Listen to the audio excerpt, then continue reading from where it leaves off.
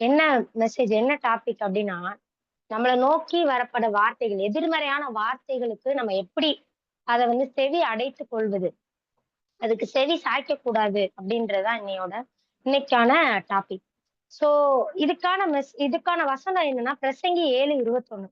ஏசப்பா எனக்கு இந்த வசனத்த ஞாபகப்படுத்துனாங்க. ஒரு பெர்சன் என்ன என்ன பார்த்து நெகட்டிவா பேசுறப்ப, எனக்கு ரொம்ப அதுல ஹர்ட்டிங் ஆயி, நான் ரொம்ப எனக்கு கஷ்டமாயிருச்சு. "என்ன ஏசப்பா?" அப்படின்னு சொல்லி ரொம்ப திங்க் பண்ணிட்டு இருந்தேன். இப்ப ஏசப்பா எனக்கு குடுத்த வார்த்தை பிரசங்கி 7:21.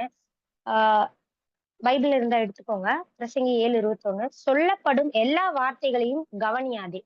இந்த வார்த்தைய ஏசப்பா எனக்கு ஞாபகப்படுத்துனாங்க. இத நான் தியானிக்கிறப்ப இன்னைக்கும் எனக்கு மெசேஜ்ல இந்த வார்த்தைய ஏசப்பா பேசினாங்க. அதனால தான் நான் இன்னைக்கு இந்த வார்த்தைய எடுத்திருக்கேன். நம்மள நோக்கி நெறைய வார்த்தைகள் வருங்க.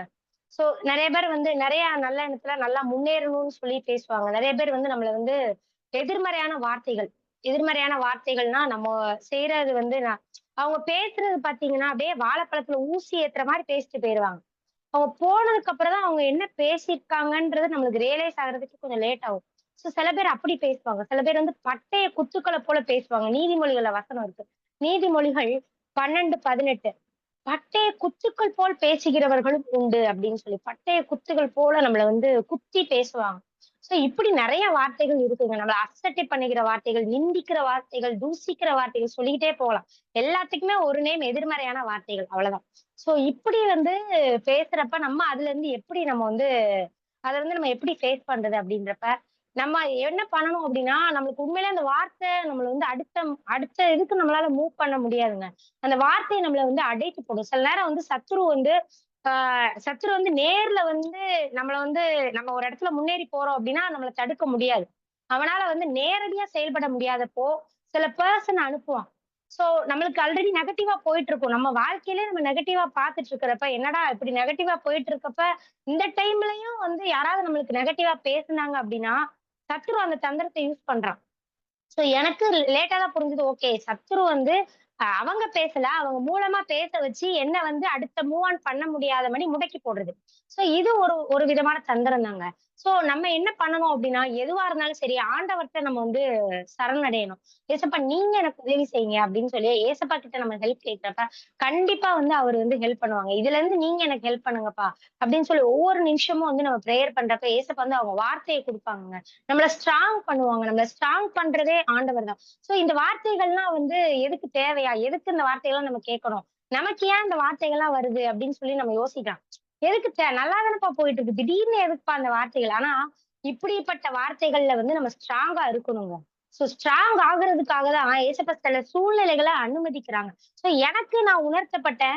நம்ம இன்னும் ஸ்ட்ராங் இல்ல. அதனால தான் நம்ம அந்த வார்த்தைகள் நம்மள என்ன பண்ணுது, அப்படியே நம்மள அடக்கி போடுது. நம்ம உட்கார்ந்து அதுல யோசிச்சு ரொம்ப டைம் ஸ்பெண்ட் பண்றோம். ஏசப்பா சொல்றாங்க, இன்னைக்கு நம்மளும் இந்த மாரி பிரச்சனையில போய் கொண்டிருக்கலாம். யாராவது உங்கள தூசித்து பேசலாம். அதனால உங்க மனசு ரொம்ப வேதனையா, அடுத்த நீங்க என்ன பண்றதுன்னு தெரியாம, அடுத்து மூவ் ஆன் பண்ண முடியாம அதிலயே மாட்டிட்டு இருக்கலாம். ஏசப்பா சொல்றாங்க, நீங்க இன்னும் ஸ்ட்ராங் ஆகணும்னு சொல்றாங்க.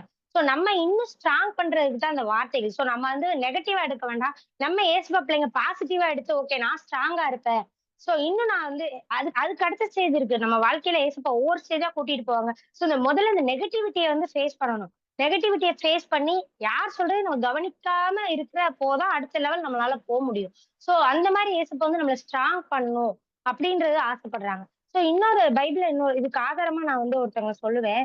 தாவீது 2 சாமுவேல் பாருங்க. 2 சாமுவேல் 16ஆம் அதிகாரம் 5ல இருந்து 12 வசனம் வரைக்கும். 2 சாமுவேல் 16, 5-12. பாருங்க தாவீது ராஜா பகுரீம் மட்டும் வந்தபோது, இதோ சவுல் வீட்டு வம்சத்தானா இருக்கிற கேராவின் குமாரனாகிய சீமேயு என்னும் பெயருள்ள ஒரு மனுஷன் அங்கே இருந்து புறப்பட்டு தூசித்துக் கொண்டே நடந்து அவன் நடந்து வர்றப்ப தூஷிச்சுக்கிட்டே வாரான் ராஜாவை பார்த்து. சகல ஜனங்களும் சகல பலசாலிகளும் தாவீதின் வலதுபுறமாகவும் இடதுபுறமாகவும் நடக்கையில், தாவீதின் மேலும் தாவீது ராஜாவுடைய சகல ஊழியக்காரர் மேலும் கற்களை எறிந்தான். சீமையு அவனை தூசித்து, இரத்த பிரியனே, பேலியாளின் மனுஷனை தொலைந்து போ, தொலைந்து போ. சவுலின் ஸ்தலத்தில் ராஜாவான உண்மையில் கர்த்தர் சவுல் வீட்டாரின் இரத்தப்பழியை திரும்ப பண்ணினார். கர்த்தர் ராஜ்யபாரத்தை உன் குமாரனாகிய அப்சலோமின் கையில் ஒப்புக் கொடுத்தார். இப்பொழுதும் இதோ உன் அக்கிரமத்தில் அகப்பட்டாய். நீ இரத்த பிரியனான மனுஷன் என்றார். பாருங்க, சம்பந்தமே இல்லாம இந்த சீமை எங்கேயோ இருந்து ஆல்ரெடி தாவீதுக்கு நேரம் நிறைய சதி போய்கிட்டு இருக்கு. தாவீத வந்து சொந்த பையன் அப்சலோம் வந்து பிளான் பண்ணிட்டு இருக்காரு ராஜாவாகணும் அப்படின்னு சொல்லி. இங்க பாத்தீங்க ஆல்ரெடி ஒரு சிச்சுவேஷன் அவருக்கு கொஞ்சம் கஷ்டமா தான் போயிட்டு இருக்கு. ராஜாவா இருந்தாலும் அவரும் ஒரு மனுஷன் தானே. அவருக்கும் சிச்சுவேஷன் நெகட்டிவா தான் போயிட்டு இருக்கு. அந்த சிச்சுவேஷன்ல வந்து சீமேயுன்னு ஒரு மனுஷன் வாரான். வந்து என்ன பண்ற நல்ல வார்த்தையெல்லாம் பேசல. அப்படியே தூசிச்சுக்கிட்டே நடந்து வாரானாம். அங்க அவர் கூட வந்து பலசாலிகள் இருக்கிறாங்க. அப்படியும் வந்து ரத்தப்பழி உன்னை வந்து கடவுள் சும்மா விட மாட்டாரு. அவரோட ரத்தப்பழி உன் மேல விழும். சவுலோட ரத்தப்பழிலாம் உன் மேல விழும். நெறைய பேர் வந்து நம்மள இப்படி சொல்லலாங்க. ஏசப்பா உன்ன சும்மா விட மாட்டாரு. அவரோட ஏசப்பா சொல்ற மாரியே நம்மள வந்து பயமுறுத்தலாம். ஆண்டவரே நம்மகிட்ட அப்படியே நம்ம யோசிச்சு கலங்கலாம். ஐயய்யோ! இந்த வார்த்தைய சொல்ட்டாங்களே! சோ நானும் அத வந்து ஃபேஸ் பண்ணியிருக்கேன். சோ நானும் அந்த மாரி வந்து பேசிட்டாங்களே ஏசப்பா! அது அப்ப நீங்களே என்ன பார்த்து சொல்ட்டீங்களா? இங்க பாருங்க சீமை அதத்தான் பண்றான். தூசிக்கிறதுக்கு என்ன சொல்றான்? கர்த்தர் வந்து என்ன பண்ணுவாரு? உன்ன வந்து சவுல் வீட்டாரின் இரத்தப்பழிய திரும்ப பண்ணினார். ஏசப்பா உண்மையிலே அப்படி பண்ணாங்களா? இல்ல. அப்படி கிடையாது. ஆனா, அவன் வந்து சொல்றான், யூஸ் பண்றான். அப்படி சொல்லி தாவீத என்ன பண்றான், உடைக்கணும்னு அவனோட ஒரு தீய எண்ணம். சோ ஏசப்பா நம்மளும் வந்து இந்த உலகத்துல நெறைய பேர் வந்து நம்மள அப்படி சொல்லலாம். ஏசப்பா நீ இப்படிலாம் பண்ணிட்டல்ல, அவர் பாரு உன்ன வந்து ஏசப்பா இப்படி பண்ணுவாங்க, அப்படி பண்ணுவாங்க அப்படி சொல்லி அந்த ரத்தப்பழி உன் மேல. ஏதோ ஒரு பிரச்சனையில போய்க்கிட்டு இருக்கலாம். சில பேர் வந்து காரணமே இல்லாம சொல்லுவாங்க, ஏதோ சாபம் இருக்குப்பா. உன் குடும்பத்துல சாபத்த நீங்க ஃபேஸ் பண்ணிக்கிட்டு இருக்கீங்க. அதனால தான் உனக்கு இப்படி ஆகுது. அப்படின்னு சொல்லி நம்மளும் கன்ஃப்யூஸ் ஆயி ஒருவேளை சாபமா இருக்குமோ? அப்படின்னு சொல்லி அப்படி யோசிக்க ஆரம்பிப்போம். இப்படி வந்து நம்ம நெறைய வார்த்தைகள் வந்து கேட்கிறப்ப உடைஞ்சு போயிருவோங்க. ஆல்ரெடி உடைஞ்சு இருக்கிறப்ப, கூட கொஞ்சம் தான் உடைக்கிறதுக்கு வந்து இந்த மக்கள் வந்து நம்மள உடைப்பாங்க. அப்ப நம்ம என்ன பண்ணணும் அப்படின்னா, அந்த வார்த்தைகளுக்கு செவி கொடுக்கக் கூடாது. முதல்ல போய் முட்டிக்கால் போட்டு ஜெபம் பண்ணுங்க. ஏசப்பா இந்த வார்த்தைகள சொல்றாங்க. நீங்க தான் சொல்றீங்களா? எனக்கு என்னன்னு எனக்கு கன்ஃபார்ம் பண்ணுங்க. நான் அப்படி பண்ணேங்க. என்னோட லைஃப்ல நான் சாட்சியா சொல்லுவேன்.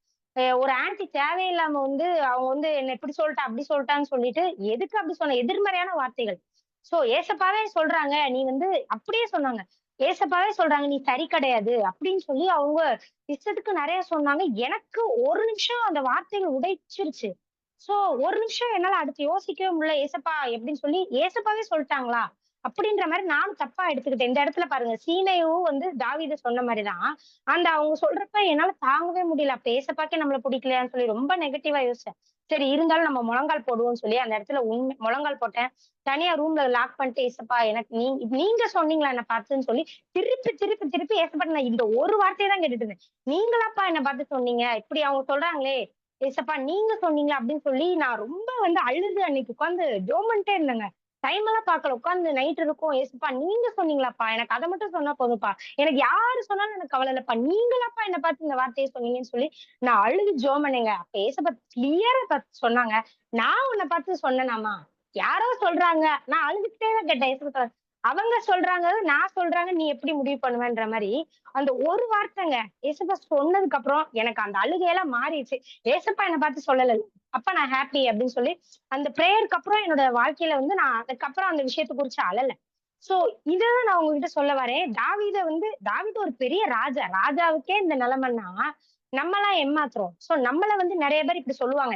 ஏசப்பா சொல்ட்டாங்க அப்படின்னு சொல்லி சில தீர்க்கதரிசிகள் கூட சில நேரம் அப்படி நம்மள வந்து இது பண்ணலாம். ஊழியக்காரங்க இல்ல யாரா இருந்தாலும் சரி. முதல்ல போய் உட்காருங்க. ஏசப்பா நீங்க சொல்றீங்களா? இந்த உலகத்துல நம்ம கவலைப்படுற ஒரே ஒரு வார்த்தை ஏசப்பா தான். ஏசப்பா நீங்க என்ன பார்த்து என்ன சொல்றீங்க? நம்ம அந்த ஒரு வார்த்தைக்கு தாங்க பயப்படணும், கவலைப்படணும். மிச்ச யாருக்குமே நம்மள கவலைப்பட தேவையில்ல, பயப்பட தேவையில்ல. சொன்னா சொல்லிட்டு போறாங்க. சோ நம்ம ஸ்ட்ராங் ஆகணும். நம்ம ஸ்ட்ராங் ஆகாதனால தான் எல்லா வார்த்தைகளும் நம்மளால வந்து அந்த வார்த்தைகள் நம்மள முடக்குது.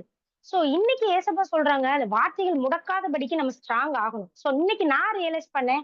நான் ஏன் இப்படி வந்து எல்லா வார்த்தைக்கும் நான் ஏன் இப்படி முடங்குறேன் அப்படின்றது எனக்கு ஏசப்பா உணர்த்துனாங்க. ஏன்னா நான் இன்னும் ஸ்ட்ராங் ஆகல.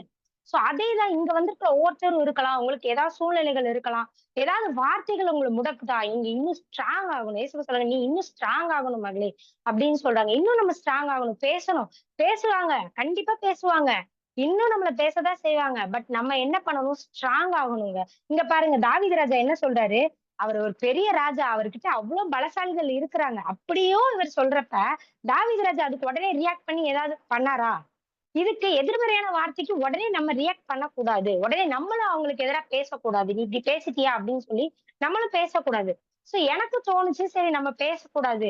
ஏன்னா நம்ம பேசிட்டோம்னா, நம்ம வந்து திருப்பி போய் "ஏசப்பா மன்னிப்பு கேளுங்க, சாரி" அப்படி நம்ம வந்து ஒரு இடத்துல இறங்கிருவோம். சோ நம்ம ஏசப்பாட்ட விட்டுருங்க. "நீங்க பாத்துக்கங்கப்பா.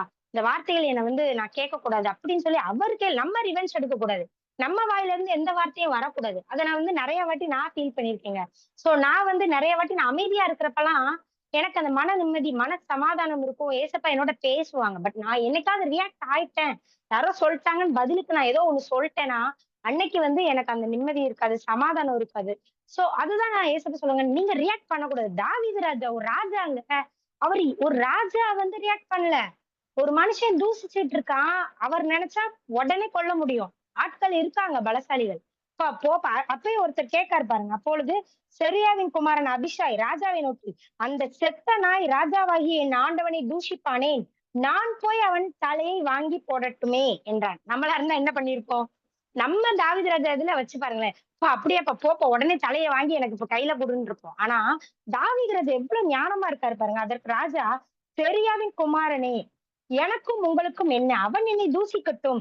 தாவீதை தூசிக்க வேண்டும் என்று கர்த்தர் அவனுக்கு சொன்னார். ஆகையால் ஏன் இப்படி செய்கிறாய் என்று கேட்கத்தக்கவன் யார் என்றார். சோ அவர் அக்செப்ட் பண்ணிக்கிறாரு. அவர் தூசிக்கானாப்பா அனுமதிச்சிருக்காரு. ஏசப்பா அனுமதிச்சிருக்கிறாரு. அதனால இருக்கட்டும் அப்படின்னு சொல்றாரு.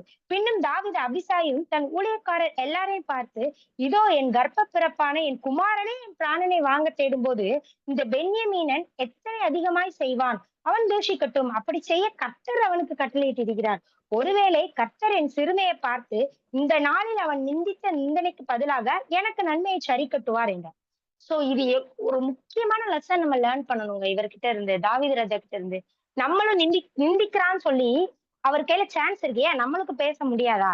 நம்மளுக்கு வார்த்தைகள் இல்லையா? அவங்க பேசுறாங்க. நம்ம அமைதியா ஏன் வரணும்னு நம்ம நிறைய நேரம் யோசிக்கலாம். ஏசப்பா சொல்லுங்க நம்ம தாவீது ராஜா பாருங்க. அவர் எவ்வளவு ஞானமா இருக்கு. அனுமதிச்சிருக்காருப்பா.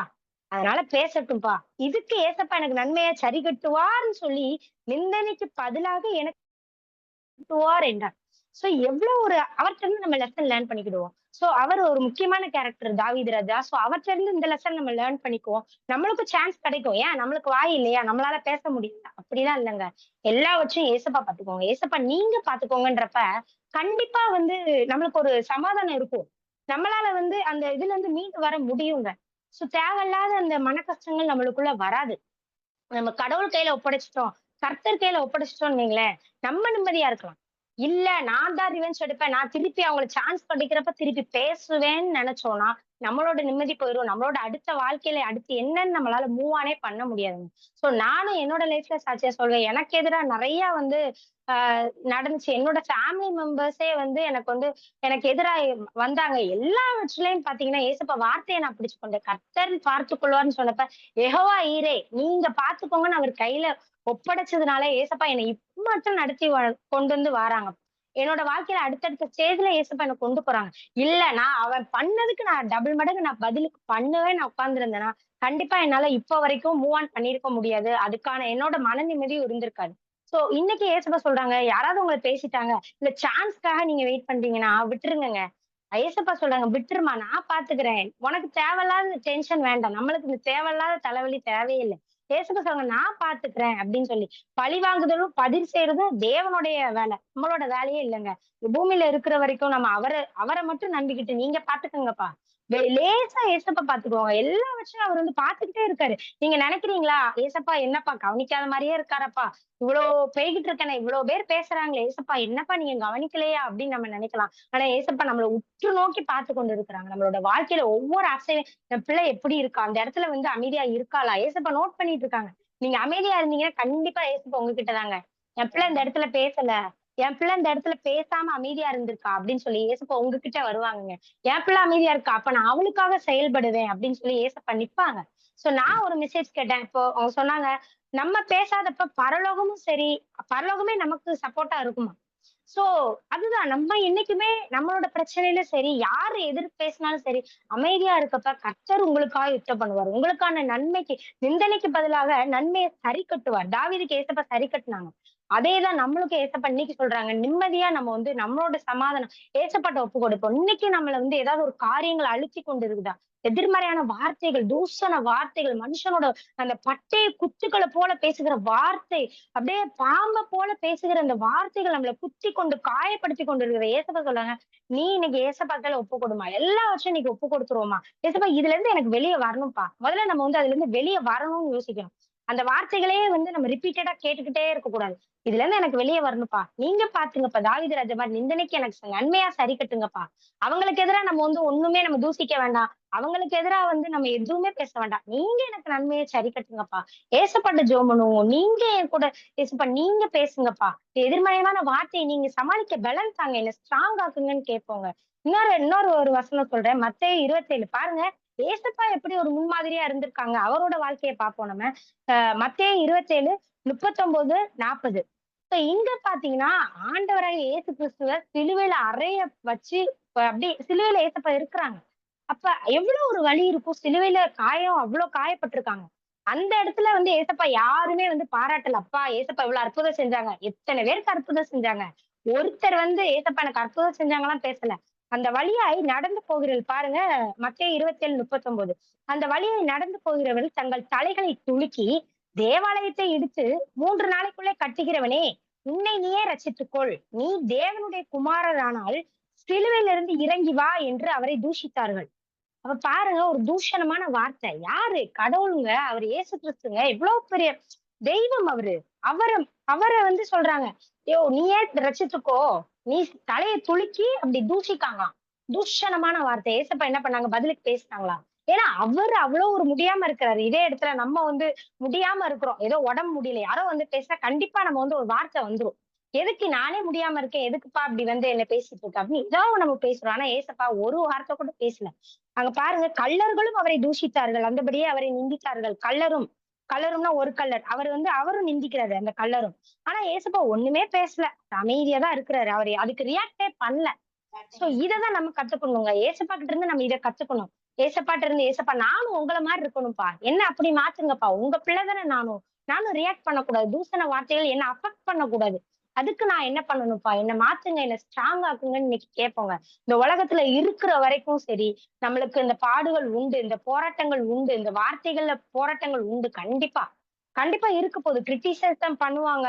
நம்மள வந்து ரொம்ப பேசுவாங்க. நம்மளோட நெருக்கமானவர்கள் பேசுவாங்க.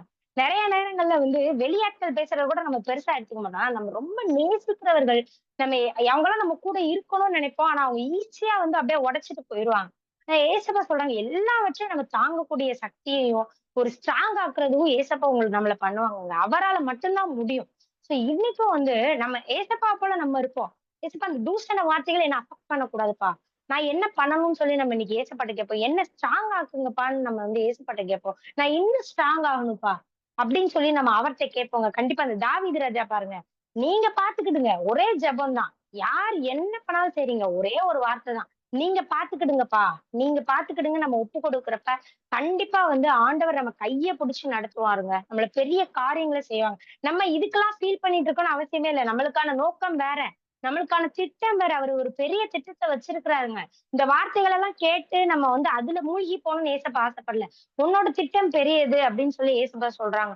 சோ இன்னைக்கும் அவங்க வந்திருக்கிற பிள்ளைங்க எல்லாவற்றையும் சரி, என்னென்ன வார்த்தைகள் இன்னைக்கு இந்த பிரேயர்ல சரி, இன்னைக்கு இந்த பிரேயர் பண்றப்ப நீங்க எல்லாவற்றையும் இந்த வார்த்தைகள ஏசப்பா இந்த வார்த்தைகள எனக்கு கஷ்டப்படுத்துது. இன்னைக்கு ஏசப்பா கையில ஒப்பு கொடுக்க போறீங்க. ஏசப்பா சமூகத்துல அவ்வளத்தையும் சொல்லப் போறீங்க. என்னென்ன விஷயங்கள் உங்கள மனத அழுத்திக் கொண்டிருக்கிற வார்த்தைகள், அழுத்திக் கொண்டிருக்கிற பிரச்சனைகள் எதுவா இருந்தாலும் சரி, ஏசப்பாவோட பாதத்துல வச்சு ஏசப்பா நீங்க பார்த்துக்கொள்ளுங்க. யெகோவா ஈரே நீர் பார்த்துக்கொள்ளுன்னு சொல்லி கர்த்தருடைய பருவத்துல பார்த்துக் கொள்ளப்படும்னு சொன்னது போல நீங்க பார்த்துக்கங்கன்னு ஒப்பு கொடுக்க ரெடியா இருக்கிறீங்களா? இன்னைக்கு நம்ம எல்லாம் ஏசப்பாட்ட ஒப்பு கொடுக்கோமா? கண்களை மூடி இருக்கிற இடங்கள்ல ஏசப்பா நோக்கி பார்ப்போங்க. நம்மளால வந்து தனியாலாம் அந்த இதுல இருந்து வெளிய வர முடியாதுங்க. அவரோட ஹெல்ப் இல்லாம நம்மளால முடியவே முடியாது. ஏசப்பா இன்னைக்கு இங்க வந்திருக்க ஒவ்வொரு பிள்ளைகளையும் ஸ்ட்ராங் ஆக்கணும்னு ஆசைப்படுறாங்க. வந்திருக்க ஒவ்வொரு பிள்ளைகளோட இருதயத்தையும் ஸ்ட்ராங் ஆக்கணும்னு ஆசைப்படுறாங்க. சோ இனிமே இப்படி பேசினா நம்ம அத காதை கேட்காதபடி, காதை அடைத்துக் கொள்ள ஆண்டவர் நம்மளுக்கு உதவி செய்வார். சோ இந்த இடத்துல யார் யார்ல என்னென்ன பிரச்சனை உங்கள அழுத்திக் கொண்டு இருக்குது, உங்களோட வாழ்க்கையில அடுத்து முன்னேற விடாம, உங்கள காயப்படுத்தி கொண்டு இருக்கிற வார்த்தைகள், அசட்டை பண்ணுகிற வார்த்தைகள இன்னைக்கு ஏசப்பா நான் உங்க கையில ஒப்படைக்கிறேன்ப்பா. மனப்பூர்வமா ஒப்படைங்க. இருக்கிற இடங்கள்ல அப்படியே கண்களை மூடி ஏசப்பா நான் உங்க கையில ஒப்படைக்கிறேன்ப்பா. ஒரே வார்த்தை சொல்லுங்க. நீங்க ஏசப்பா பார்த்து சொல்லுங்க. அப்பா உங்க கையில ஒப்படைக்கிறேன்ப்பா. யெகோவாயிரே நீங்க பார்த்துக்கோங்க. எதுவா இருந்தாலும் நீங்க பார்த்துக்கோங்கப்பா. என் வாழ்க்கைய பலப்படுத்துங்க. என்ன ஸ்ட்ராங் ஆக்குங்கன்னு ஜெபிப்போமா. இந்த இடத்துல எல்லாரும் கேளுங்க. கண்டிப்பா ஏசப்பா ஹெல்ப் பண்ண ரெடியா இருக்கிறாங்க. நம்ம இப்போ ஜெபிப்போம். அன்புள்ள ஏசப்பா, அந்த நல்லவேளை காண செய்த கிருபைக்காக நன்றி அப்பா. இங்க வந்திருக்க ஒவ்வொரு பிள்ளைகளை ஏசப்பா நீங்க ஆசீர்வதிங்கப்பா. எந்தெந்த காரியங்கள் அழுத்திக் கொண்டு இருக்கிறதோ, அடுத்து மூவ் ஆன் பண்ண விடாம தடுத்துக் கொண்டிருக்கிற காரியங்கள அப்பா உங்க பாதத்துல வைக்கிறோம்ப்பா. நீர் பார்த்துக் கொள்ளுங்கப்பா. நாங்க ஸ்ட்ராங் ஆகுறதுக்கு உதவி செய்யுங்க. யார் என்ன கிரிட்டிசைஸான வார்த்தைகள் பேசினாலும், எதுவுமே எங்கள அஃபெக்ட் பண்ணாதபடி எங்கள ஸ்ட்ராங் ஆக்குங்கப்பா. உமக்கு பிரியமுள்ள பிள்ளைகளாக, ஸ்ட்ராங்கான பிள்ளைகளா எங்கள மாத்துங்கப்பா. எல்லா வார்த்தைகளுக்கும் நாங்க விழுந்து விழக்கூடாதப்பா. எல்லாவற்றுக்கும் ஸ்ட்ராங்கா ஏசப்பா பார்த்துக்கிடுவாங்கன்னு சொல்றதுக்காக எங்களை ஸ்ட்ராங் ஆக்குங்க. இந்த இடத்துல நாங்க ஸ்ட்ராங் ஆகணும்னு ஆசைப்படுறோம்ப்பா. ஒவ்வொரு பிள்ளைகளையும் கைய பிடிச்சு தூக்குங்கப்பா. யார் யாரெல்லாம் ஏசப்பா ஸ்ட்ரகிள் பண்ணிட்டு இருக்காங்களோ, இந்த வார்த்தைகள்ல மூழ்கி இருக்கிறாங்களோ, இந்த பிள்ளைகளை கைய பிடிச்சு தூக்குங்கப்பா. நீங்க பொறுப்படுத்திக் கொள்ளுங்கப்பா. இந்த வார்த்தைகளை ஃபேஸ் பண்றது நீங்க எப்படிப்பா அமைதியா இருந்தீங்க? எங்களுக்கு அந்த அமைதியை தாங்கப்பா. எத்தனையோ பேர் தூஷித்தார்களே, சிலுவையில அறைந்து இருக்கிறப்ப ஏசப்பா தூஷண வார்த்தைகளை நீங்க எவ்வளவு ஈஸியா அத நீங்க ரியாக்டே பண்ணலையேப்பா. உங்கள போல எங்கள மாத்துங்கப்பா. இந்த வசனத்தின்படி எங்கள மாத்துங்க. எங்க வாழ்க்கைய மாத்துங்க.